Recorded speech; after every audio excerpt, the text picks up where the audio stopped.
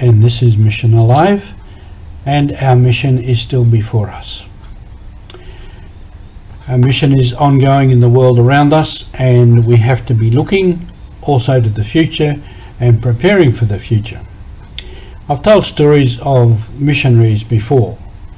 They prepared before they went out around the world to begin a mission. They found out as much as they could about where they were going and the people they were going to. They prepared as best they could for that situation. We are going into an unknown world in the months, perhaps the year or so ahead, and we have to prepare ourselves for that. One way to do that is to have a really good look at the situation and be realistic about it. When I was out in a bush station, the situation was changing because we had more people baptised and more people who were Catholics. We had more villages to visit, we had more schools to look after, and there was a need for more people to be active. And so on, and as the changes occurred, we had to be realistic in assessing what they were and how we could cope with it and what was needed. And then to go ahead and do that. So it meant training people, it meant planning courses, it meant changing the way that we were doing things.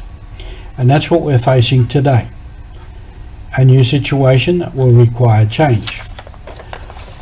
We have to look at our situation, to identify the needs, to identify what is happening and why it is happening, and then to prepare and find new ways. I had a letter recently from a lady who was 83 years old, and she told me a marvellous story about her life. At the end of it, she said that a priest was urging them to find a way to help people to come back to church, to recontact the church after these months and months of not being able to. And her suggestion at 83 was to form a committee and go and visit people. So it's pretty practical to me. People who they know to be Catholics, who are perhaps not coming to church, perhaps they've lapsed, to go and knock on their door and say hello, and form a contact and start to reform the community. I remember many years ago I read about people in Brazil in a basic Christian community. Two men worked at a factory, and at that factory the reality was the language of the other workers was something atrocious, and there was a lot of pornography. So they thought and prayed and tried to work out what they could do about it.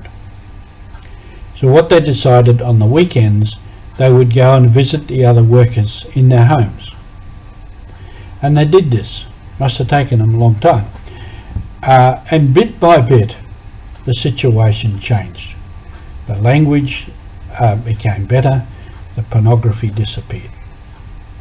This is personal contact, personal relationships, forming a bond, a community with people.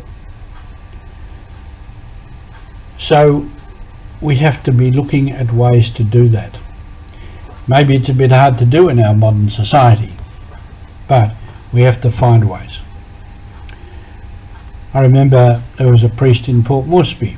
He was in the city of Port Moresby, and he used to go every Friday afternoon and every Saturday morning down to the local shopping centre, where there was a couple of supermarkets and many other stores and the post office and everything else, and there many of his parishioners would be there shopping, doing whatever they needed to do.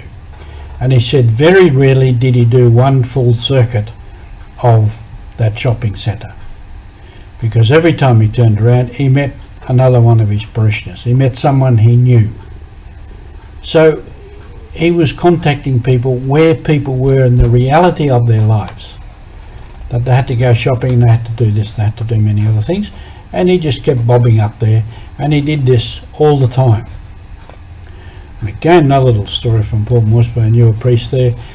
He was actually a university lecturer, But he would go to the airport.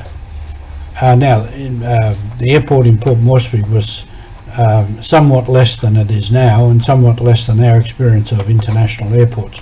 But he would go there and meet every international plane and be there and before any international plane took off, because a lot of his parishioners and the people he knew were expatriates, and that's where he would meet them. And he would meet families who were waiting for people to come in. He would meet families who were sending somebody off. He went to where people were and the reality of their lives. So as we look at this new era, this new normal, who knows what the new normal is? I don't. A new situation, it's about people. It's about meeting people, contacting people, and showing people that you care. And in that, they might find some faith. They might be able to re-establish contact. This is a mission. This is a big mission for us. Thanks for being with us.